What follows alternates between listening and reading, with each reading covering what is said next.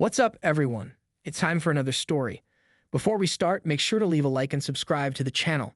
Don't forget to turn on the notification bell so you don't miss any updates and comment on which manhwas you want to see here. Let's go. In this story, our protagonist, Fang Wanji, risked entering the gate in order to earn money for his girlfriend's medical treatment.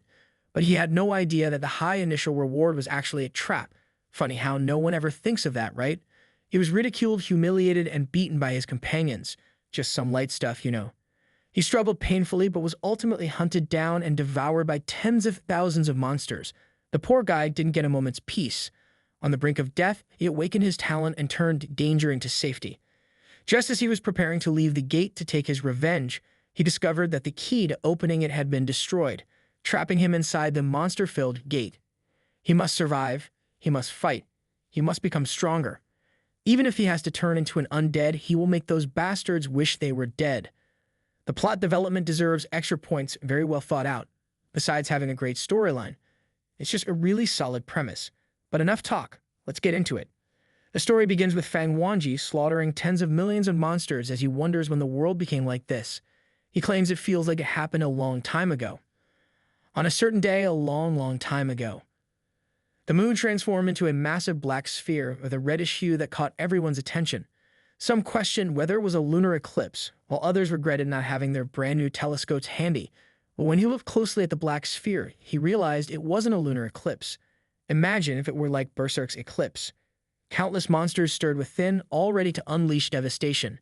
And deep within the monster world, a key was hidden, one that could close the portal. If the humans didn't find it soon, the monsters would break through the portal between the two worlds and invade the human realm, bringing an apocalyptic calamity upon them all. Thus, a group of chosen superhumans emerged, the Awakened. Their mission was to find the key before the monsters could escape. So they charged forward, cutting down monsters to clear a path to the key. Upon reaching the key and assuming the area was safe, one of the superhumans picked it up and questioned if it was really the one that could seal the portal. And what would happen if they turned it the other way? That's how the first group of Awakened discovered that the key could both open and close the portal. Seems kind of obvious, but hey, sometimes these things are good to know. With this newfound control, the monsters inside the gate turned from a disaster into a resource for valuable materials. And so an era belonging to the Awakened began. Fast forward 5 years, and the protagonist remarks that, in the eyes of the Awakened, he is nothing more than an insignificant ant. Just as Fang was about to welcome his death, his salvation appeared. He received the power he had longed for. However, it was a power that would leave him with an everlasting regret. Fang is in awe upon arriving, but his teammates quickly snap him out of it, telling him to stop daydreaming. It's their turn to take action. He then orders all logistics team members to move quickly, reminding them that they don't have much time. Fang introduces himself as a 19-year-old who is currently a reserve logistics member. Pretty interesting role, actually. He explains that when a portal opens, the Awakened must kill as many monsters as possible before it disappears. Therefore, they have to make every second inside count. That's why dungeon logistics teams were formed. They're responsible for supplying the Awakened and collecting useful materials from the monsters. Even though the Awakened are clearing out monsters ahead, if someone unfortunately encounters those that have escaped, it becomes a matter of life and death. And many of those Awakened are low-level, with plenty of ordinary people like Fang among them. One of the Awakened asks Fang for water, and he quickly rushes over. The man points out that Fang doesn't even wash his hands after touching the monsters. Then another Awakened tells Kun that Fang is useless, questioning what Sukuwen saw in that guy to send him here. Fang offers some water to Kun, but without hesitation, Kun kicks him. He then orders his men to beat Fang up and kill him afterward. Fang demands to know why Kun is attacking him. Kun asks if Fang wants to make him a laughingstock. Without answering, he drags the protagonist away while continuing to beat him.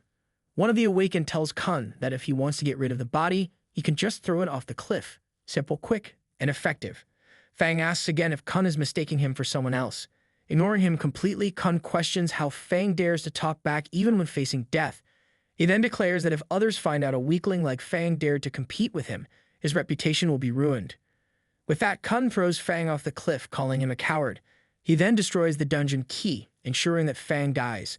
Still alive but severely injured, Fang barely avoids an attack from a monster and runs away. But he soon realizes that the creatures are following his blood trail. Fang quickly turns and throws a rock at one of the monsters, hitting it in the eye and telling it to back off. But when the creature is struck, he realizes it's a legendary tentacle mutation, which immediately retaliates, leaving a massive hole in his chest. Imagine if an octopus in real life had this power. Completely drained, Fang knows there's no way back. His final words are an apology to Jin Yu. He had promised that once he earned enough money, he would take her to a better hospital with the best doctor. But it seems this time he won't be able to keep that promise.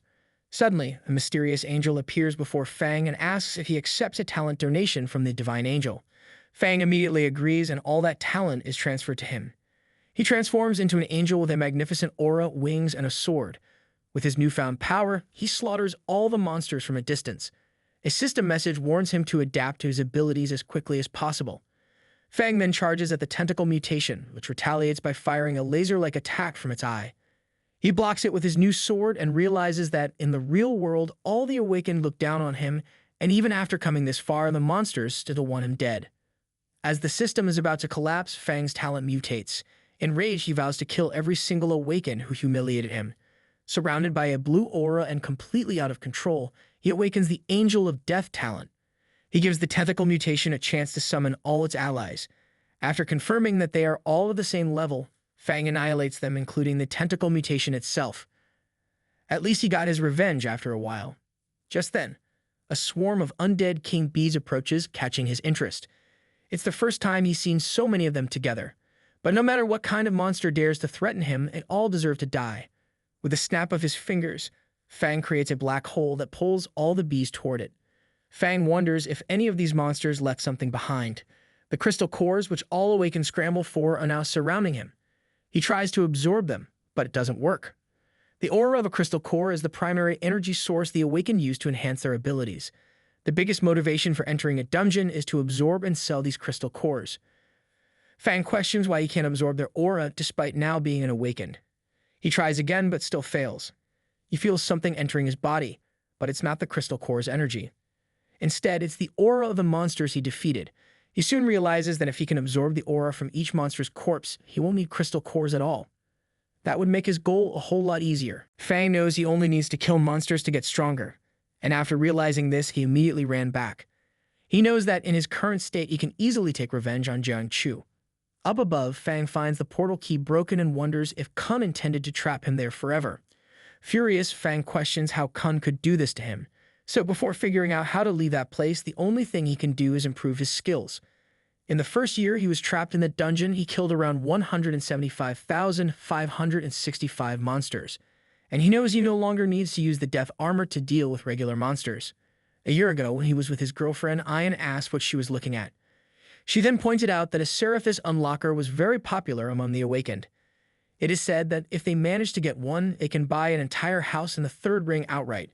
She also mentioned that in the endless sea, somewhere between reality and illusion, when the world inside the gate resets, when it appears, the key will be created. Fang asks what that means. His girlfriend explains that normally when all the monsters in a dungeon are killed, the world resets. Fang thinks that if what she said is true, then killing all the monsters is the only way out.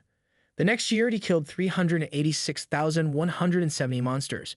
In the third year, 1,580,702 monsters, and the number increased with each passing year.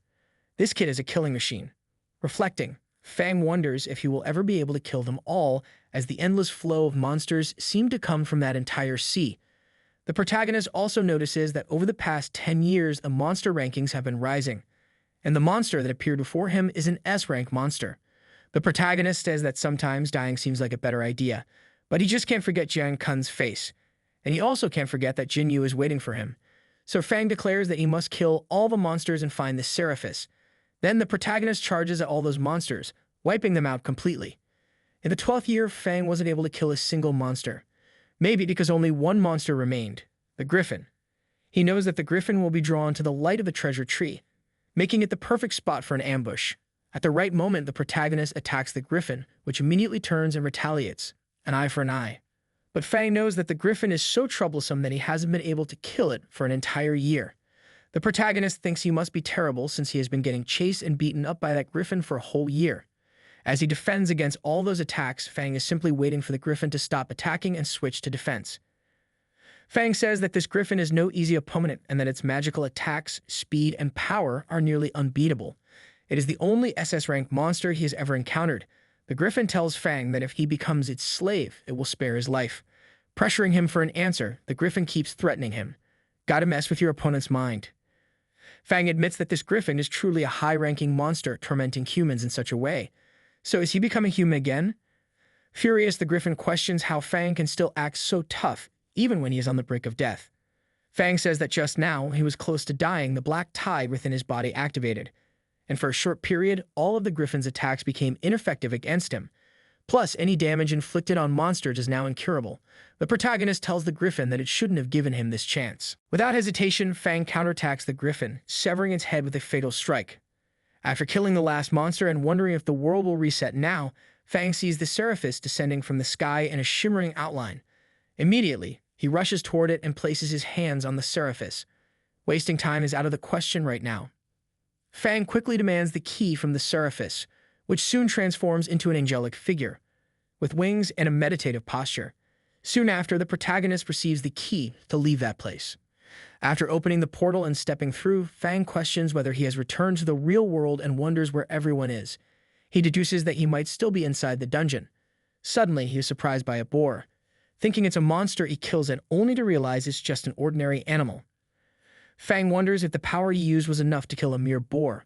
However, it seems that in order to resist the collapse of the dungeon world, the death energy he had accumulated was expended on that single strike. The protagonist acknowledges that he is now just a low-level awakened again. As he walks through the forest, Fang finds a small cabin, commonly used by hunters for resting. He enters in search of food and stumbles upon a human skeleton along with some modern clothing. Upon reaching the city with the help of a map, Fang knows that the hospital is nearby and he can finally see Jin Yu. A citizen hands him a flyer asking for support for Wild Spirit. When Fang glances at it and realizes it is about Kun, an announcement follows introducing Jian Kun, the president of the Wild Spirit Guild, as the most popular awakened, capable of single-handedly defeating S-rank monsters at 38 years old. A living legend, basically. Kun also led his team to obtain 50 keys over 10 years and even donated 10 keys back to society. With a guild so socially responsible, what more could citizens ask for?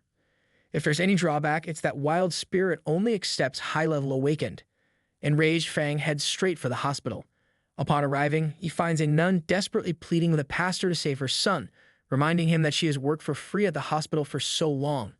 The pastor coldly replies that her earnings are not enough to cover her son's medical expenses and that for the operation, she would need at least a B-rank core. Claiming to be busy, the pastor pushes the nun aside, causing her to stumble and bump into Fang. The protagonist immediately asks if she's okay. Turning to apologize for the inconvenience, the nun freezes in shock upon recognizing Fang and asks if it's really him. He confirms it is and then asks her if she is Sister Zhang, Jin Yu's nurse, requesting that she take him to Jin Yu's ward. Gotta check on the person, right? Zhang asks why it took him so long to arrive and then delivers devastating news. Jin Yu is no longer among them. She adds that Jin Yu had eagerly awaited Fang's return. Unable to believe it, Fang follows Zhang as she leads him to Jin Yu's grave. Zhang explains that about 20 years ago, when Fang entered the dungeon, Jin Yu was fine one moment and gone the next. 2 mid-level priests took turns blessing her, but sadly, they could not save her. Thanking Zhang for telling him the truth, Fang offers an S-rank core to cover Jin Yu's burial expenses. Shocked by the value of the core, Zhang refuses, saying it's far too expensive. Fang, having overheard Zhang's earlier conversation with the pastor, tells her to use the core to pay for her son's medical expenses instead, saving his life. Without hesitation, he places the core in her hands. He then asks Zhang to go ahead, as he wishes to spend some time alone with Jin Yu. Tears welling in his eyes, Fang reveals all the S-rank cores he had painstakingly collected. Running calculations in his head, he realizes that even after curing Jin's illness, he would still have 5 of the best cores left, enough to craft a necklace for her. How thoughtful of him to plan that. Crying profusely and apologizing to Jin for not being able to stay with her until the end, the protagonist says that those cores are of no use anymore since she is no longer there. Meanwhile, a dirigible flies by, congratulating the strongest guild in the City of 8 Arms, Wild Spirit, for obtaining their 51st key. After repeatedly saying, "Go to the official website and type 'Long live Jian Kun' for 1 billion red envelopes," the protagonist becomes furious and launches a type of power toward the dirigible, splitting it in two and causing it to crash shortly after. Kun notices this from afar and his subordinates say they need to check what happened. At the same time, at the cemetery, the protagonist thanks the cemetery that has been there for hundreds of years for restoring almost half of his strength. Gotta be humble too. Upon arriving at the Awakened Mission Exchange, the protagonist still finds the place quite lively. He knows that those who usually frequent that place are awakened ones who do not want to be bound by guild contracts. There are also third-party logistical support members who are not affiliated with any guild, just like him back then. Returning there after 20 years, Fang claims that his mindset has changed. He knows that before having full confidence to carry out his revenge, staying discreet is the best course of action to prepare himself. Further ahead, Fang sees what seems to be an awakened one asking a mysterious person to hurry and buy something if they want it, as he is about to enter a dungeon and doesn't want anyone delaying his work. That mysterious person then says that the monster is too small to contain any crystal core inside. Only its skin is worth money, so asking for the price to be lower a bit more. Then he asks for another 200 when he is interrupted by Fang, asking them to wait a moment. He must have noticed something interesting. Taking the monster in his hand, the protagonist knows that this type of monster does not hide its core inside like other monsters. The protagonist states that to move its tentacles, its crystal core usually grows at the front of its claws. Thus, he breaks one of the claws and shows where the core is hidden. The supposed awakened one says he hit the jackpot. Since there are 6 claws, he would have 6 C-rank crystal cores, making a lot of money. He offers Fang the core for the help. Fang declines but says he has a favor to ask. He claims he heard that the guy is about to enter a dungeon. Fang asks if he could take him along. That guy then questions Fang about what he plans to do in the dungeon. Usually, strangers who go there are looking for money. But when he offered money to Fang, he refused. Fang says he is writing an essay about different types of monsters and wants to follow him to research them further. The more information, the better, right? He then asks what talent Fang awakened. Fang immediately replies that he has no talent but will provide good logistical support. Then that guy's brother says that trash without talent like Fang should simply find some temporary missions in a guild. At least there, he wouldn't die. The supposed awakened one tells his brother not to blame him for his harsh words, since a small team of 3 to 5 people like theirs wouldn't dare accept ordinary people into their group. An ordinary person in a small team would severely weaken the team's combat capability. Not only him, but the lives of the entire team would be in greater danger. Ignoring everything those guys said, Fang asks what happened to that guy's arm. His brother says he participated in the Wild Spirit Guild's recruitment test, but ended up getting injured, and he doesn't even know that he has no talent at all. He then says it is not just an injury, there is also aldehyde reptile venom in the wound. With such a potent toxin, finding a priest to cure it would cost at least half of a B-rank crystal core. Fang asks the mysterious guy for one of the monster's claws that he doesn't want and gives it to him to eat. Fang does this only to distract them as he actually uses his aura to break the reptile venom in the guy's arm, instantly healing him. Soon after, the guy changes his mind saying that Fang is welcome on the team. He argues that no one would refuse someone like him, a monster researcher, on their team.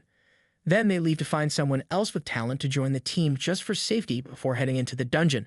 Better safe than sorry. A random guy, after seeing Fang wearing his boss's son's clothes, immediately calls him. The boss immediately asks if he has found his son. The guy replies that he hasn't, but he has very important information. He saw someone wearing his son's clothes at the exchange center. He assures him that the smell coming from that shirt is his son's, but instead of the smell of his son, more specifically, he says it's the smell of his son's corpse. Without hesitation, the boss tells him to follow the guy and update him as soon as there is any news. He finds them and asks if their team is still recruiting people. They say yes and ask about his talent. He quickly responds that his talents are super senses, and he's an archer. The team leader says he's in, and since they gathered 5 people, they can head to the dungeon. The protagonist wonders where the 5th person is, since with him there are only 4 people. Arriving in the forest, the leader asks the supposed 5th member of the group if she doesn't get tired of always waiting or getting bored, as she is the one who always arrives first. Punctuality is a rare trait. She replies that she simply doesn't like places with too many people. The protagonist deduces that she is not human, but rather a monster.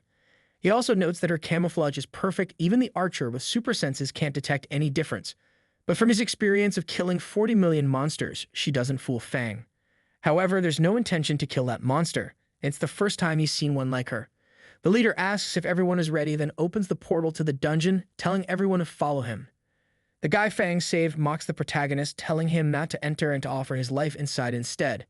Fang immediately tells him to shut up, scaring him. Then he says that Fang doesn't know what's best for him.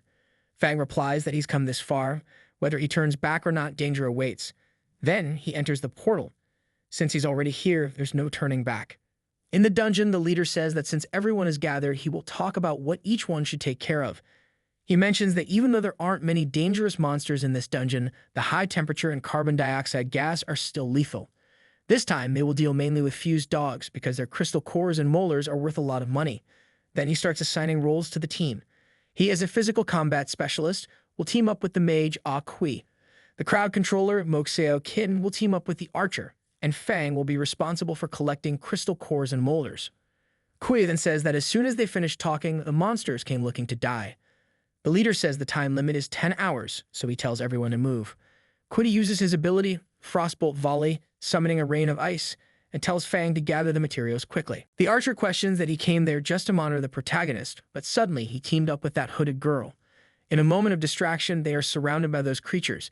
Mo tells the archer not to panic and to wait for her command. Soon, she uses a spell to put the creatures to sleep a little. Then, she commands the archer to attack. With 11 creatures on his right and 6 on his left, he concludes what to do. He tells his arrow to first turn 91 degrees to the right, then move 15 degrees to the left, followed by 9 degrees and 42 degrees before returning to him.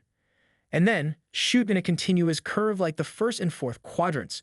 Soon, his arrow follows the exact path he commanded, killing all the creatures with just one arrow. What incredible power, huh? Kui, attempting to belittle the protagonist, assumes that the blood splatter must really scare Fang. Kui continues using magic on the monster, but is soon warned by Fang to move out of the way and to stop using magic on the monster. Kui scolds the protagonist, saying that just because he saved his life once doesn't mean he can give him orders. Ignoring Fang's warning, Kui uses his magic Frost Roar in an attempt to shatter the monster. Fang warns Kui, saying that if he can't kill it, there's a chance of mutation being triggered in that monster.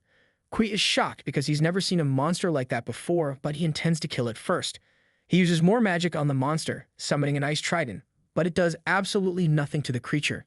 Seeing Kui flying, the leader wonders when he learned how to use magic to fly. Kui asks the leader if they can't retreat as the monster is beyond their capabilities. The boss asks if he wants to leave without any profit and who pays his salary. Soon he calls Moxeo Kin to come to him and control the situation.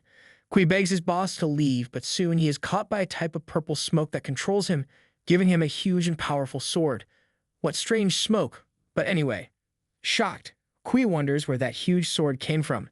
As soon as he grabs the sword, he automatically charges at the massive monster. He cuts it in half with ease, but little did they know that Kui was being controlled by Fang. The protagonist says that using Death Aura to control people is so difficult that he can't even control his own strength. The leader approaches Kui and says that was totally brutal. He didn't expect Kui to have such a trick up his sleeve. Not knowing how to respond, Kui says that facing enemies made him stronger. The archer asks the leader what they will do next as a 10-hour mission was completed in 3. The leader says he has a suggestion, but he's not sure if he should say it. The reason he was able to buy that key at such a low price is because many people died in that instant dungeon.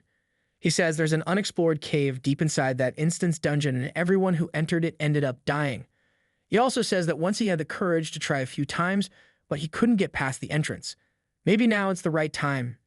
And since Kui could kill a B-rank monster with a single move, why don't they go take a look? He assumes Kui nodded, so they proceed. Arriving at the cave, the leader says the terrain is complex, so everyone should stay close to each other. A smart choice, unlike the famous let's split up to search better. So the leader knows he just needs to stay close to Master Kui. The protagonist knows that monsters in these types of caves usually expect a group of people to venture deep enough before sealing the entrance and surrounding the enemy. So normally they would be ambushed at the crossroads near the entrance. Back there, the archer realizes that the protagonist is alone and was already looking for a chance to interrogate him on his own. And this time he doesn't need to be afraid of any witnesses. After being surrounded by several huge monsters, Fang questions whether they have already undergone any kind of mutation. Kui deduces that even a B-rank awakened would definitely die in this situation. In a fraction of a second, the protagonist finishes off all the monsters. He wonders if the game can't provide a decent opponent. How many years will it take to fight this way to recover his death aura? Soon, the mutated creature appears, and the protagonist is grateful to finally be fighting something decent. Fang then throws a kind of sharp black hole and immediately kills the creature. Kui then wonders what that tremor was. An earthquake, perhaps? The archer deduces that the protagonist is a psychopath wolf hiding under the skin of a lamb and that he is no match for him whatsoever. He says that he won't be able to help Chief Zhang with his revenge against the killer of his son. Quickly, the protagonist asks who's behind him, scaring the archer even more, thinking he's been caught. Soon, Fang grabs Moxiao Kin by the neck and asks if she thought he wouldn't notice her hiding on the ground. Resisting, she forces the protagonist to tighten his grip around her neck. Mo says that coincidentally, she also wants to kill John Kun, and she adds that it was the archer who was spying on him from behind, not her. Soon, the protagonist says he will spare her life this time and asks her to pretend they don't know each other there. With a rather strange movement, Mo asks the protagonist what he was doing. He then says he's a logistics support who extracts crystal cores. What else can he do? 5 hours later, the leader claims there are no monsters in that cave. The monsters must have been scared by Master Kui's power. The leader asks Fang if they saw anything unusual in the cave. Fang immediately responds no. Then they leave the dungeon. Finally, Outside, the leader asks him to hand over all the materials they earned today. Fang then gives several fragments to the leader, who questions where he got all that from. He then calls everyone to drink on his behalf. Fang says it's unnecessary and that he's leaving. The archer then calls his boss and says that he can't handle that guy alone. He asks for 3 million, promising to bring the person who killed his son within an hour. Walking through the forest, the protagonist realizes that his death aura hasn't increased much and that next time he should find some higher-level instant dungeons. When he's surprised by a massive punch to the face that sends him flying. Fang questions whether they think they can face him head-on using the same death aura. The archer tells Fang that his performance in the dungeon was truly incredible, so he had no choice but to invite some combat specialists to deal with Fang. But he tells him not to worry as he won't kill him. He just wants to break his arms and legs. Just that. Nothing to worry about. Then the archer attacks the protagonist, who is propelled by a magic that transforms a single arrow into a rain of arrows. It's called Frenzy Arrows. The archer then tells Fang to dodge that arrow. Fang grabs the arrow but doesn't know it's an explosive arrow made with magnesium oxide, made especially for him. The arrow then blinds the protagonist completely and he is soon suspended by a type of magic that summons 2 bone hands that embrace him, trapping him entirely. The archer tells Shengti that he needs to bring Fang alive, so he doesn't need to hit him too hard, just enough to knock him out. Shengti says it's no problem, but not to blame him if Fang can no longer speak. As he goes to beat Fang, Sheng is surprised by a mere breath from the protagonist, which slices off one of his hands, causing him immense pain. Fang then frees himself from the hands and quickly appears in front of the mage, who questions how dare she fight him with only spiritual energy. He tells her to stop playing around and kicks her in the stomach, completely defeating her. The third mage tries to use the divine relocation magic to hit the protagonist, but he fails. Fang then advances on him, taking him out of the way as well. Only the archer remains. Fang immediately goes for the archer, breaking his bow as if it were a simple piece of wood. Lifting the archer by his ear, Fang asks who sent him to attack him. A very useful question, you know. The archer asks if the protagonist doesn't know whose clothes he's wearing. Deducing that Fang killed the great chief's son and is now pretending to forget, Fang asks who this great chief is and tells the archer to take him to him.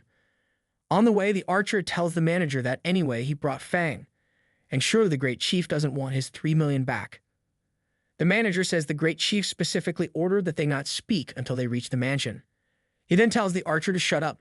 Arriving at the mansion, the archer tells the great chief that even though they're facing strong enemies, he's going out to meet him. That's very admirable of him. The chief then asks the archer if he asked him to say anything, leaving the archer totally embarrassed. Fang then greets the chief, who immediately asks if Fang knows why he sent a car to pick him up, probably not an Uber, especially not a regular one. Claiming that it's because he hired 5 controller-type mages to create an anti-talent domain. He then admits that he was afraid the protagonist wouldn't enter the mansion if he sensed the field. The protagonist realizes that he truly can't use his spiritual energy at all, but the walls are very thin, so it shouldn't work that way. He also claims that the chair the chief is sitting on might be amplifying the power of the domain. The archer mocks Fang, asking if he's shocked by that.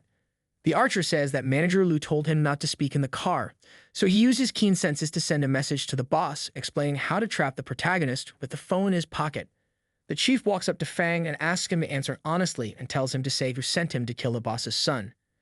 Answering honestly, Fang says he didn't kill anyone, and when he tries to talk about the jacket, he is interrupted by the archer, who says he'll break his leg. Furious, the protagonist doesn't hesitate to break the archer's hand, grabbing him and throwing him to the ground. He points out that the archer dragged him into this misunderstanding, and that he's been tolerating him long enough to act against him. His anger at this moment is totally understandable.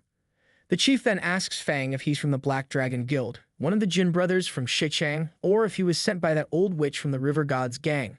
Fang answers again that he took the jacket by accident. Furious, believing the protagonist is lying, the chief stomps on his head and says he's shameless for wearing his son's jacket. Fang recalls the scene where Kun stomped on his head, calling him trash and humiliating him.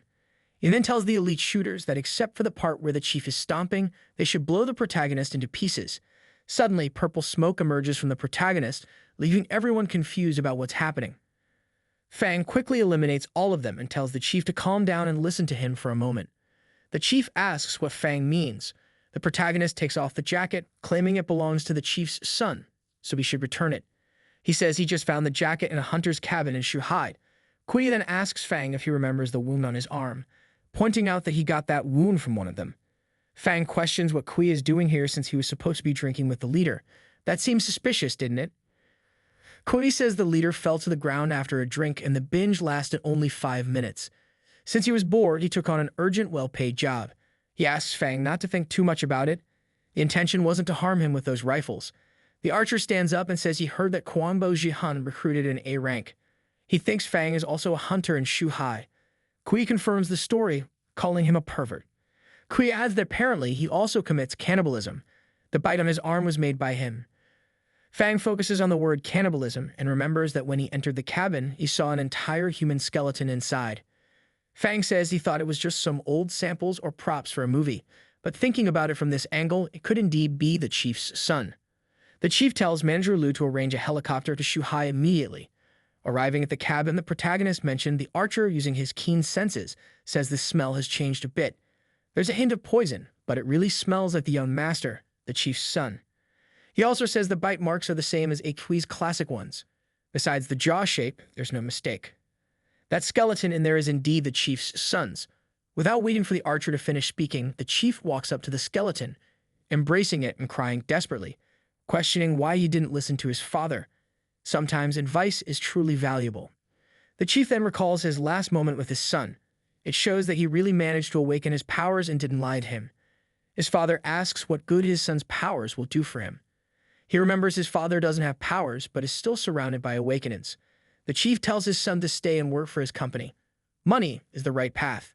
The young man says he could never surpass his father in earning money throughout his life, so the way to impress him is by becoming a respected awakened. He says he met a very powerful master and will start training with him tomorrow. The next time he meets his father, he'll be so strong that the chief will be left speechless. Manager Lu even questioned the chief, asking if it was the first time his son traveled so far and if he should follow him. The chief says there's no need. At his son's age, he was already working for a long time. It's time for his son to undergo some training. After all, how is he going to inherit all that wealth? Crying, his father blames himself, saying he will avenge his son no matter what. Then he asks where the bastard who killed his son is. The archer says he's a member of the Quanbo Jihan mountain group. Both the mountains and the fire group receive direct orders from Jiang Kun. They consist of awakenings of rank B and above. Quite the tough crowd, huh? The chief asks Manager Lu to call as many people as he can. Lu says that he's also heartbroken over the death of the young master, but if they directly face a top-tier guild like Quanbao Jihan, their chances of winning are 0. Besides that, Jiang Kun has been doing a lot of charity work recently and consequently has the public's opinion and support. Challenging him would make the entire society turn against them, and he knows their company depends on its reputation. Hey everyone, are you enjoying so far? Don't forget to hit that like button to support and comment what you think. If you have a story you want to see here on the channel, drop the name, and I'm always on the lookout to bring good stories. Manager Lu says that if the chief insists on this war, he will prepare for it immediately.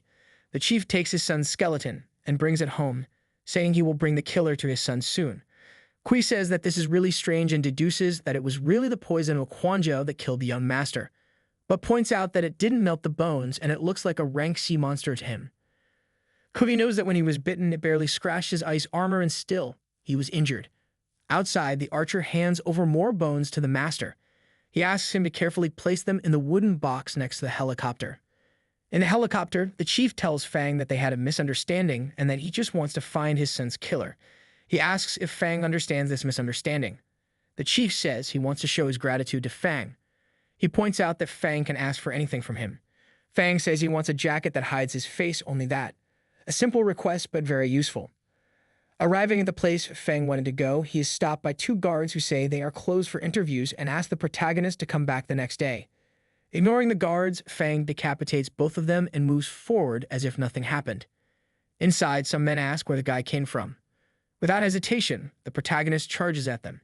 They say that the protagonist invaded the place, so don't complain if all those men get rough with him. In a second, Fang takes down almost all of them, leaving only one. Fang asks him to call the new hunter from Shuhai among them. When that guy turns his back to Fang, he doesn't hesitate to decapitate him. The new hunter then appears, saying that there's no need to call as he showed up himself. He claims that his other two A-rank fathers are also here. The protagonist tells those two in the back that he's not there for them, and if they know what's best for them, they should leave. Making fun of the A-rank bosses when the dad says that Fang is getting arrogant after only killing a few B-ranks. They bet an A-rank core to see who gets the biggest piece after cutting the protagonist into 3 pieces. Without hesitation, they charge at the protagonist to kill him, surprising one of them by being very strong.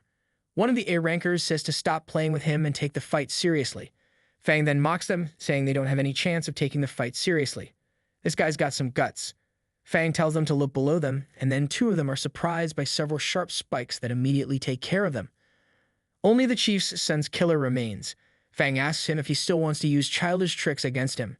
Fang deduces that he must be overestimating himself. Without hesitation, Fang charges at him. He then uses the venom breath magic against Fang, who keeps advancing without stopping toward him. Fang tells him that anyone who tries to use their age as an advantage is nothing but trash.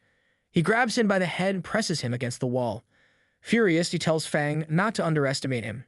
Soon after, he tries to attack Fang with a snake from behind, but he didn't expect the protagonist to already be 1 step ahead, killing the snake immediately. The reaction time is off the charts. The protagonist tells the assassin that if he doesn't have the skill, he shouldn't try to absorb cores beyond his level. A random person enters, thanking him for that. He points out that Khan had still been insisting that the hillbilly idiot should be the vice in the election. He admits that he was breaking his head trying to figure out how to get rid of that scoundrel without offending Khan. He's impressed to see that the cut hit 70% of his ability. He then proposes that Fang join him and his team, saying there's no need for any type of test. After looking at Fang, he questions if they know each other from somewhere. Fang says that if he peels his skin off, he'll recognize his bones. He attacks him without hesitation. After dodging, the guy says Fang almost cut his neck. He's surprised at how quickly the protagonist took his clothes off. He also says that every day people come to that place trying to destroy him, but today the one who showed up is especially crazy. Surprised, the protagonist wonders if that was a fire class talent. He didn't even see that lackey move. That lackey says Fang killed the 3 A ranks, which would place him among the top 200 in A rank. He claims Fang picked the wrong guy to challenge, pointing out that he's in the top 100. He charges at Fang without hesitation. In a quick fight, Fang gets distracted and takes a hit, throwing him away. The protagonist wonders how he got burned as he defended the blow. He asks Fang if he's analyzing his talent, questioning if he has the brain for it. He says that the fighting style of the top 100 isn't for people without tact to understand. It's probably too advanced, you know. Fang then grabs a paving stone and throws it at the guy, making him say it's useless to use anything because it will always fail. Then the protagonist asks if he thinks he's the only one with weapons in this fight. Surprising him with several punches, Fang asks him why he isn't setting things on fire. Trying to intimidate him, Fang asks if the fast attacks are making it hard for him to concentrate so he can no longer use his mind to accelerate electrons, making the guy wonder how Fang could already understand his style after only a few moves. Fang asks if he's nervous now and says that being nervous is very good, trying to get into the guy's head. In a brief sword fight, Fang says that even though he carefully disguised his talent, the protagonist figured it out anyway. Fang says that mental class talents become useless if the awakened person gets overloaded.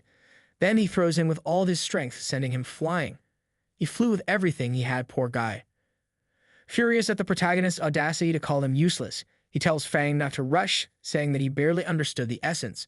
And when he reaches his full power, not only electrons but even 100 other particles can be accelerated, creating a heat field hot enough to burn Fang. He could even reduce him to ashes. In an attempt to attack him, the guy has both his arms and legs immediately cut off by the protagonist, making him scream in pain. The protagonist asks if he wasn't listening to Fang earlier. He clarifies again that spiritual energy is hollow and doesn't have particles. He concedes victory to Fang and then asks him to spare him. After saying that he'll send Jian Kun right after, the guy suddenly remembers who he is. Begging Fang not to kill him, he mentions the name Jin Yu, which causes the protagonist to hesitate no more. The protagonist then asks what happened to Jin Yu, but unfortunately, it's too late. This makes Fang wonder what he was about to say about Jin Yu. Rushing like this isn't always a good choice. Leaving him behind, the man knows that if he hadn't divided the particles of his heart just now, he really could have died. He then wonders if it's really been 20 years. He admits that Fang not only died but became ridiculously strong.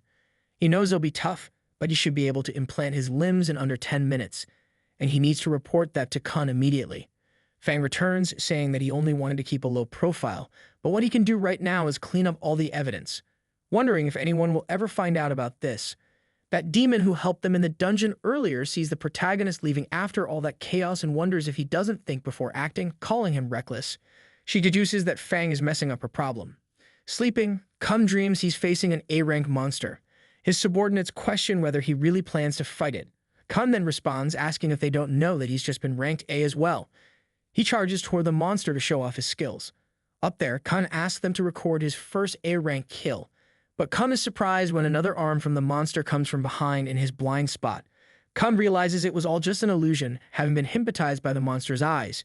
Just as he's about to die, Kun is saved by an angel who tells him to hold on a bit longer, promising to treat him once they're gone. A winged rescue. Waking up from the nightmare to a phone call, furious about being called in the middle of the night, Kun expects to receive some real news. After being informed, Kun wonders how a person can disappear along with their house. He asks for a press conference to be scheduled for tomorrow. The next day at the conference, Kun tells his uncles that from now on he's their son. He claims that he will take care of them as well. One of the guards clears the path for Kun, asking everyone to move so he can get on stage. On stage, Kun addresses the attack on the mountain's hall, saying the cause is still under investigation and the truth will come to light soon. Compared to the loss of Kwangbao Ji-hun, what hurts Kun more is the loss of so many brothers who fought by his side. Kun says that in addition to setting up a fund for the Mountains Group to ensure all the families of the victims receive profitable aid payments, the furious parents of the victims tell him they don't want money, they want Kun to catch the murderer. Money can't buy everything in this world. Kun tells them to stay calm. No matter how strong and powerful a murderer is, Kun will show them how he destroyed him. Watching from behind, one of the gentlemen with manager Lu says it's not bad, even though Kwangbao Ji-hun's position is threatened. Kun has massively won public opinion. He asks Lu who he thinks was behind the massacre. Leaving the gentleman without an answer, Lu only says that he'll bring Fang Wanji immediately. When they arrive, Fang says he won't follow him. Lu tells Fang not to think too much, the big boss just wants to thank him for helping with his revenge. Fang asks Lu how he knows it was him who caused the destruction, and if he has any proof. Lu asks if Fang could step out to talk. Fang responds saying that he's not very good at talking. On the way, Lu asks Fang if he stayed hidden under the bridge the entire time after leaving that gate, or if he doesn't want to return to where Fang originally lived. Fang says no, that every time he's there, he wants to cry. Memories can sometimes be a weakness. Arriving at the boss's house, Lu says he managed to bring Fang Wanji. Upon arriving, the first thing the boss says to Fang is to offer him calming tea. Soon after, he tells Fang that he overdid it a little. The protagonist questions the boss, asking how he knows it was him. The boss explains to Fang that when he was talking about revenge yesterday, Fang had a certain look in his eyes. Then that same night, the mountain hall disappeared magically. With something so big happening without any prior notice, he's the only one who could do it and hide it so well. Fang quickly says that it wasn't just for the boss. He also had his own reasons. The boss says he understands the grudge the protagonist has against Jiang Kun, but Kun has the support of the people. If Fang goes up against him, he'll end up as the villain. He also informs Fang that if his identity is exposed, he will become the enemy of society as a whole. Or does Fang prefer to have enemies everywhere he goes, just like at the gate? The boss says that Fang is truly strong and could kill some rank A individuals, but what about more? What about rank S or even Gui? Could he kill them?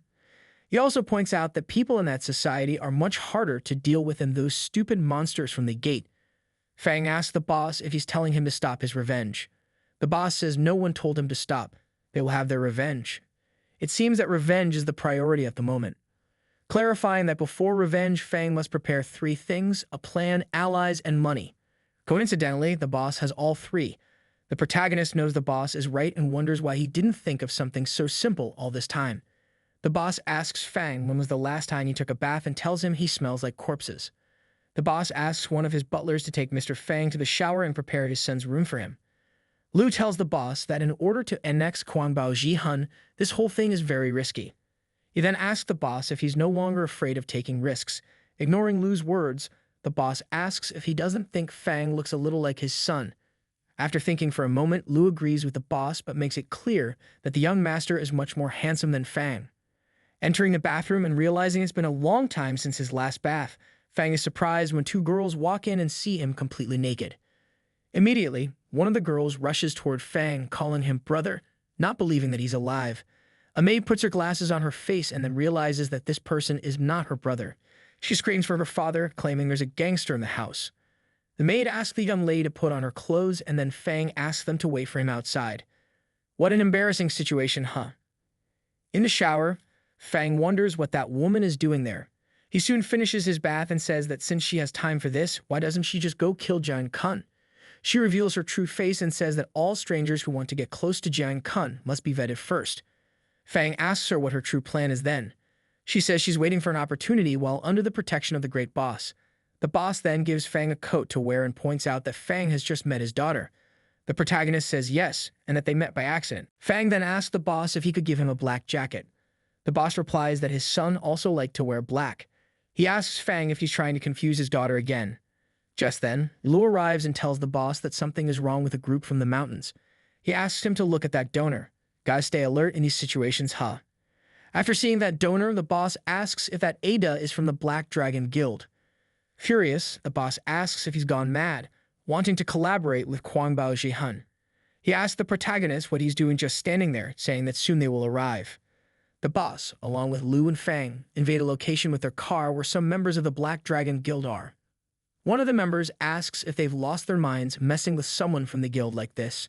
They threaten to attack Fang, but fail and are quickly defeated along with their comrades. Surprised by Fang's way of handling those guys, the boss asks if Fang thinks he's fighting monsters, using so much brutality. The boss says that manager Lu can take care of him easily. He adds that Fang can't control his strength and anger. If someone dies, he won't be able to speak nicely with Ada anymore. That's when things are gonna get crazy. Charging at the thugs, Lu summons a large fog. One of the thugs tells everyone to be careful. Manager Lu is a very difficult person to deal with.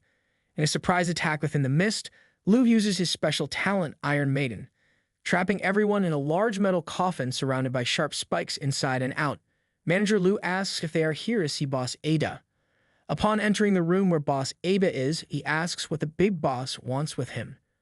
The boss is surprised to see that Ada even made offerings to the Bodhisattva, claiming that Ada is truly benevolent. Mentioning that Ada even donated to a charity foundation, the boss drips wax onto Ada's forehead, pointing out that Ada had money to donate to Jiang Kun, but didn't have money to pay him back. Ada says that the boss knew that this was his money from smuggling crystal cores, using Jiang Kun's foundation just to launder money. He claims that the boss took the money and spent it all, including over 100 members of the Black Dragon Guild and the living expenses of more than 20 members of his family. I can't even imagine the amount of cash this needs. He says he wouldn't have caused such a problem if it weren't necessary to make a living. The boss says that Ada is a difficult man to deal with. He'll give him a grace period, lending him some money and even lowering the interest rates. But for that, Ada has to tell everything Jiang Kun is planning. With no response, the boss calls on manager Lu. He immediately destroys Ada's oxygen cylinder. The boss insists that Ada reveal Jiang Kun's real plans right away. Ada then says he helped Kun buy a talented child from the mountains and placed the child in a school he finances. At first, he thought it was for Bao Jihan to prepare some backup forces, but later he began accepting normal children. Claiming that this is all he knows, Ada says that what the boss did to him was dangerous. The boss tells Ada to pretend that the boss was never there. If he dares tell anyone, he'll reveal to Jiang Kun how Ada exposed all of Kun's plans and wait to see what Kun does with him. The protagonist realizes just how sinister the boss is. Now, all that's left is to wait for Kun to make a slip-up. Taking advantage of his situation is quite clever. For drinking something alcoholic, Fang claims that he hasn't had alcohol since he started going out with Jin Yu. Seeing Kun on TV and thinking about how he was just an ordinary member of the guild, the protagonist wonders how he managed to fool everyone and become a side character. He's also curious about what happened in the 20 years he was gone. The team leader wakes up drunk and vomits on Fang's head, telling him to keep drinking.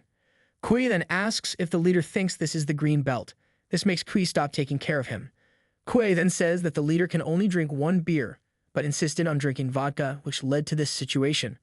Kui says that Kun is truly amazing, as he became famous 10 years ago in a battle, and looks at Kui, noting that 10 years have passed and he's still only rank C. Fang asks Kui how Kun became famous in a battle and what happened 10 years ago. Kui explains that the Great Wall vigilance was triggered. He wonders how Fang doesn't know about such a big incident. Fang replies that he was isolated from the world for 20 years, so he doesn't know anything. Kui says it's a long story, but if Fang wants to hear it, he can tell him. Fang wonders what he was doing 10 years ago. He remembers eating a B-rank monster chop suey with electric saw shark meat wrapped around the outside. He realizes that the recipe doesn't seem so bad. Back then, the protagonist really wanted to get out of there and also wanted a life where he wouldn't have to kill things every time he went out. A quieter life was basically his goal.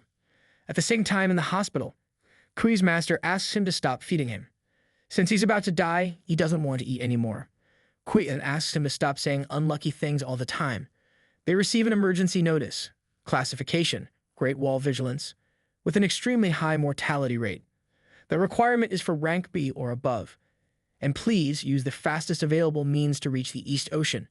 It is the duty of all talented individuals in Howang to repel foreign invaders. The old man says he has waited most of his life, and since he should go, he will. Kui tells his master that the mortality rate is extremely high and asks him to forget about it.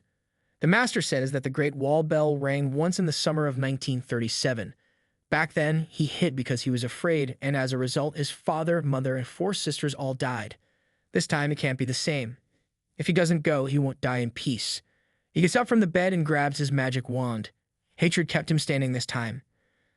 Kui knows that this ice magic wand is the strongest made from the trunk of an Ice King tree. Wondering if the master is serious, Kui admits that he has just awakened his curiosity. Kui says that he will follow him and observe, no matter what happens, knowing his master will handle it. Arriving at the ocean, Kui is surprised. Wow, it seems like all the powerhouses within 100 kilometers have arrived. Fan from Chunyu City. It's said that he can kill people without moving, a great talent with an S rank. Lu Shiba from Jaya City, the monster who passed the S rank test using only his hands. The master notices the commotion Kui is causing seeing the S rank people and says that Kui must not go out enough. The boss points out that the big shots are down below. After looking, Kui realizes that down below is the vice leader of the Zhongyu Central Guild. The only Gui rank besides the leader, Dushi. The wisdom of the leader with an IQ of 390. He didn't reach Gui due to his lack of experience in real combat. Dushi is impressed to see Mr. Xia there. Soon he replies that he's showing the place to his young apprentice, Kui. Zhonggu asks what Kui is doing there, as he seems weak. She then deduces that he's not even rank B. The Great Wall vigilance means war. If he's not careful, he'll lose his life. Xia tells Zhonggu not to worry, that Kui can just observe from a safe spot around the area. Kui quickly says that he's not afraid, claiming that the Great Wall doesn't just mean there are invaders. Just fight them. Just do it, man. Dushi simply laughs at Kui and realizes that the only thing young people can't do is listen to adults. But he leaves a reminder for Kui. If things go bad, run. They ask what the current situation is. Soon it's said that an unknown object weighing over 2 million tons entered the East China Sea, about 100 nautical miles away. The satellites can't see it, the radars can't detect it. So it probably has holographic shielding. They know they can't act hastily. So the only thing left to do is gather as much combat power as they can before these 2 million tons reach the coast. Kui asks what it could be weighing 2 million tons. Dushi says that with that weight, it's likely a fleet of aircraft carriers, or 2 fleets. Xia asks who would send an aircraft carrier to the coast. Dushi says that whoever is ambushing them would be the one who made their leader attend the UN meeting. Xia wonders if it could be Bikania. Dushi says that Bikania wouldn't act on their own. They then realize something large hit the barrier. A good reason to worry. Soon, an army breaks through the barrier, and they deduce that they could be Bikania's henchmen. Dushi asks Xia if he can use the tear of the sky to destroy both, but the tear could be intercepted by aircraft and missiles with a 31% chance. Xia asks Dushi if they can finish them all with a single strike if they're immobilized. One of the henchmen questions how they were discovered despite everything they did, and what their chances are in a direct confrontation. The captain says that for this mission, he has the fleet of the greatest elites from the Chain Islands, as strong as the most powerful awakened ones. He claims that his people, in the face of the economic crisis, have placed their hopes on them. And that's why, in this fight, they accept death before defeat. Some fighter pilots crash into a large ice wall that appeared in their path. Kui wonders if he and his master managed to block all of them. Giving himself hope to win this battle, thinking how audacious it is for them to retaliate, one of the captain's henchmen launches a large missile that blows up the entire ice wall. The impact of such size was to be expected. Xia tells Kui to move back and starts channeling a very strong blue aura and cast a spell called Eternal Frost, freezing everything in the region. One of the mages says that this magic makes you immune to talents. Even if you're rank S, you'll freeze to death. He tells that henchman to quickly enter his neutralization circle. The captain asks Xia if he wants to stop them all with just rank A magic, claiming that Xia is naive. Dershi then invokes the Tear of the Sky, asking to hit both of them right in the rear. One of the henchmen orders everyone to run as they're aiming their ammunition. Dershi realizes that some people had escaped, but it seems that the Chain Islands are going full force. One of the henchmen asks Chixio for an estimate of the combat power on both sides. Chixio says that it looks bad. In the Chain Islands, there's one Gai 8 rank S, 197 rank A, 412 rank B, while they have only one Gai 5 rank S, 26 rank A, and 89 rank B, along with one rank C. Kui asks what's wrong with being rank C, heading straight toward his enemies, claiming to be a rank C mage, a worthy opponent. Kui knows that if he uses area magic like his master, he can take them down regardless of their ranks, so Kui uses his skill Ritual of the Ice Blade Burial. The captain tells Hengang to get rid of that little creature. Kui says that regardless of rank, he'll freeze to death as soon as he touches that item. Kui is quickly attacked and thrown away, making him question whether it was a rank A or rank S that attacked him, leaving him completely terrified by such strength. Soon, Kui realizes that his master had been going easy on him during their sparring sessions. Dashi notices that they're attacking with caution and Hengang taunts them, deducing that this seems to be the limit of Vigilian's strength. Soon, Hengang realizes he's completely lost his right foot. Dashi thought Kui might do something stupid, so he had put some poison on him, which shoots in the opposite direction when struck with over 1,700 newtons, an immense force to be hit with. Going to check if Hengang is alright, he asks to stop the bleeding. But as soon as that henchman touches Hengang's leg, the poison spreads to his arms, causing him to lose both his hands almost instantly, and anyone who touches him will also die. Kui questions what he's doing in a place like that, claiming it's so terrifying that he doesn't want to stay there anymore. Dashi says he's just taken the antidotes and already has 3 more ready. The captain claims to have reliable information that 3 traders from his country fled to Vigila, and that if they try to stop their advance once more, they'll be forced to take the appropriate measures. Dashi says he just eliminated them right now and that the captain can take them back and report it. The captain says he's not joking and orders Dershi to move away. Dershi then asks the captain if those large-caliber electromagnetic cannons on his ship belong to Bikania. Dershi says they're already chasing like mad dogs after only handing over what's already trashed to them. He asks if they're so eager to die for them. Dershi says he has an idea and proposes an alliance between them and Vigila. What they receive from them, Vigila can also provide. And most importantly, Vigila has good people who will be true friends and won't treat commanders like they're training a dog. Loyal people, at least. Dershi asks Zhanghu what she thinks of the idea of her gaining Vigilian nationality. Since he's also ranked GUI, and if he gives some gifts to their guild leader, he might even get the position of vice leader of Zhanghu. The captain says he doesn't have time for Dershi's nonsense. He then states that they entered their borders to capture the traders. He orders 20 warriors to advance. Zhanghu asks if Dershi can't delay a bit longer, as they need to wait for reinforcements. Dershi tells Zhanghu that all the people they can trust are already there, and that there's no one within a 500 kilometers radius who can change the tide. Besides, even if they wait for reinforcements, they might still have something up their sleeve. Extra cards are never too much. Zhanghu says that with their battle plan, it's not impossible to win. Dashi says he will take care of Sandao and the other 8 rank S. The others can handle the rest with some effort. Zhanghu asks Dershi if he plans to fight against 9 rank S by himself. Dashi says that Zhanghu should be aware of his capabilities. Dashi says that everyone thinks his fight with the leader was just pure luck, but in reality he won. He's sure Zhanghu hasn't forgotten about it. Dershi also mentions that Zhanghu joined the leader and still lost to him. She quickly responds that it only happened because Dershi tricked them into drinking laxatives. Dershi just says that he won anyway. All 20 soldiers eat a type of orange seed and charge at them. Zhanghu says they don't have time to think about that right now, so they'll fight. Dashi wonders if they're sending those simple soldiers as cannon fodder to test their strength. Xia sees the danger in those soldiers, asking if all of them ate the jade fragment. Xia tells them not to carry it, using magic to create an ice wall in front of the soldiers. After casting the spell, Xia asks Kui to bring him his heart medicine, and tells Kui to hurry. Kui says that all of his bones are shattered. It hurts so much that he can't move. That rank S asks Kui where the medicine is. Kui answers that it's in his pocket. Xia says that the wall won't hold them for long. so they need to hurry. The faster, the better. A human can release 100% of their body's energy after consuming the jade fragment.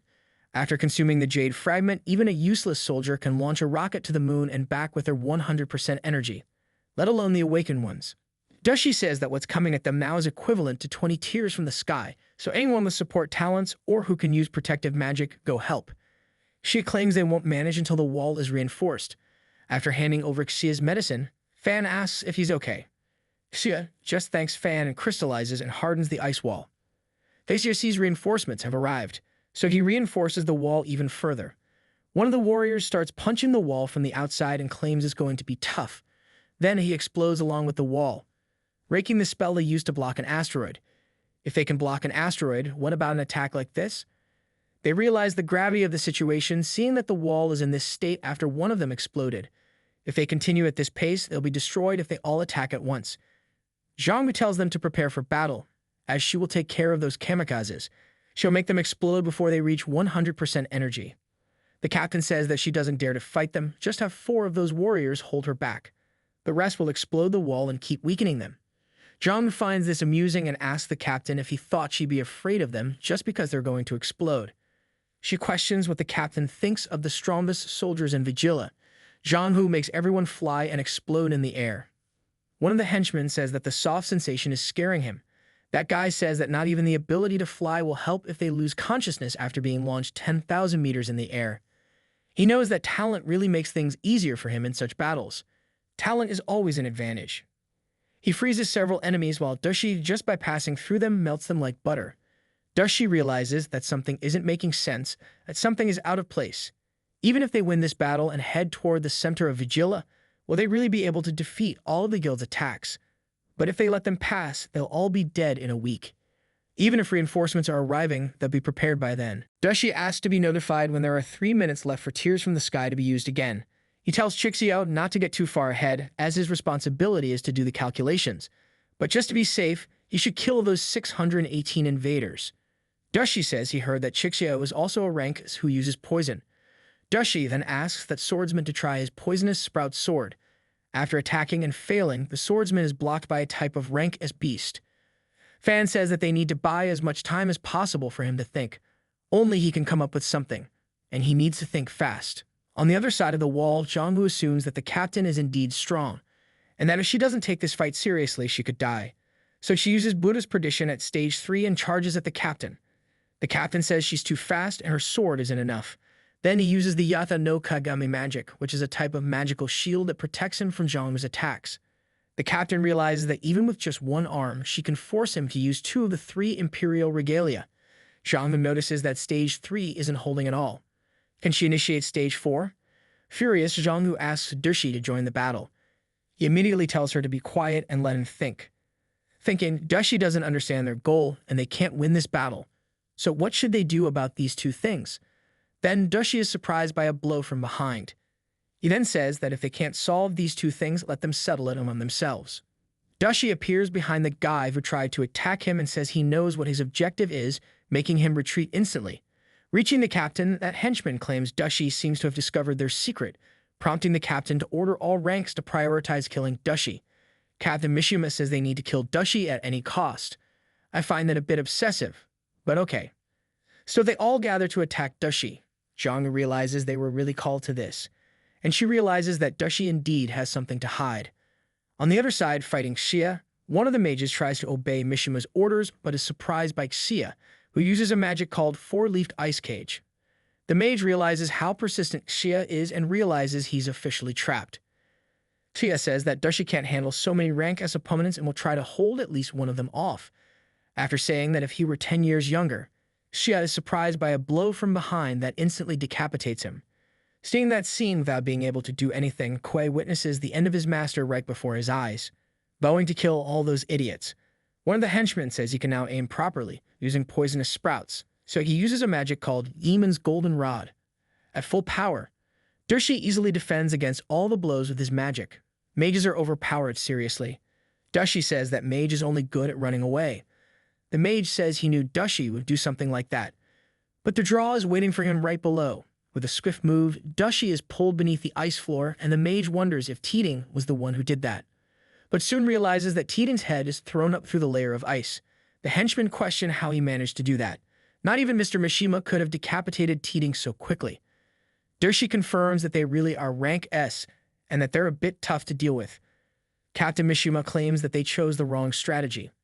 He advises his henchmen not to fight Dashi alone. They should all go at once, leaving him with no way out. They all then surround Dashi, encouraging each other to trap him. Kyudo casts a spell called Groundless Hell, but Dashi mocks him, saying that if it were a bit stronger, he would be sucked into it himself. Soon, Dashi is surprised by a magic called Great Seal. It forces Dashi downward, pulling him into a portal that was invoked beneath him. He was practically sucked in. Dashi realizes that fighting against multiple rank S opponents is really difficult. Then one of the henchmen deduces that Dashi can't use his poisons since they are busy holding the seal in place. So he goes to kick Dashi from behind. But they warn Tojo to be careful, as Dashi is still a monster that killed Tetsuchu. Dashi deduces that these rank S people can also be idiots. Challenging Dashi, Tojo asks if that's all the poison he has, claiming he will make it all evaporate. Soon, Tojo fails and ends up dying at Dashi's hands. Mishima then wonders how he managed to kill Tojo right in front of everyone. Dashi then uses a poisonous mist and hides inside it. He approaches Kyudo and tells him that he shouldn't have gone off alone, and that there's no one there to protect him. Then, Dashi is surprised by an attack on his back, with one of the rank S henchmen betting that Dashi must be feeling relieved after killing one of them. Falling to the ground, Dashi doesn't understand how he worked so hard and still has 6 of them left. He doesn't know how much longer he can keep fighting. Mishima tells everyone that if they can end this battle quickly, it depends on this moment, a very important detail at that time. Mishima also claims that Dashi has no talent for using poison. One of Mishima's henchmen is surprised to see him use his omniscient Yasukani no Magatama for the first time. Mishima says he saw a storage class spell when Dashi opened his mouth to release poison. This means that all Dashi did was find someone to place all these spells in his body that can store poison. The spells are activated when he moves his muscles, and that's all there is to his tricks. Dashi asks to show where the poisons are located. Soon, Dashi reveals that the locations of all the poisons are in the eyes of Mishima's henchmen. One of the henchmen says he can see them and claims that Dashi's trick is despicable. They argue that Dashi's poison has now become useless. He is no better than an awakened person with normal strength now. What an offense. Dashi says they are nothing but flies thinking they can break a stone just because they see a single crack, calling them all ridiculous. He then questions if Dashi's poison is really useless just because they can see it. He then asks if they will see if Dashi has more spells or if Dashi has more poison. The mage uses poison sprouts on Dashi, who soon realizes that the poison isn't lethal and deduces that it acts like a plague. Dashi asks them if they are trying to wear him down first. If that's the case, there's nothing to fear because he already has an antidote. Dashi is surprised by a blow from behind as he turns, being thrown away. Mishima says that since he can fight against the greatest fighters from the Chain Islands, he is an enemy who truly deserves some respect. Dashi then says that the blow actually scared him. Knowing that his plan worked once again, Dashi needs to lure them a little further in order to use his trump card. Dashi knows he can still kill 2 more of them before dying. He is almost stopped in various ways by Captain Mishima's henchmen. Mishima says that the space gets narrow when everyone is attacking at the same time, and Dashi is using this to move freely. Since they are all attacking him side by side, he can use the advantage to defeat them. So Mishima wants them to change tactics to attack Dashi. Mishima agrees, saying that they will have more space if some are in front and others behind Dashi. Additionally, the vanguard will block his vision from the back. This way they can catch him off guard. What an interesting opportunity. Dashi realizes they changed their formation, pointing out that it's perfect for his plan. The vanguard says their defenses are second only to Mr. Mishima's Yata no Kagami. Then they all rush toward Dashi, using their respective spells to kill him. After saying he will burn all the spells in Dashi's body, he is surprised by a giant sword piercing 2 of the henchmen at once. Dashi says that if the vanguard's defense is second best, his attacks are better than those of Kusanagi no Tsurugi. Fang asks Kui if the rank S fighters are falling like flies. Kui tells the protagonist that when you reach such a high level, the rank itself is just an entry ticket. Fang then asks Kui how Dashi managed to kill 2 rank S opponents at once. Kui says he just showed his talent. Dashi says it's good that he's only now activating his talent, and everyone saw Dashi's talent for the first time. And that was today's story. If you liked it, leave a like to give that support, subscribe to the channel, and activate the bell so you don't miss the next videos. Don't forget to comment what you think and which story you want to see here. I'll always be responding to the comments and the best stories you send I'm bringing here. See you next time until the next videos.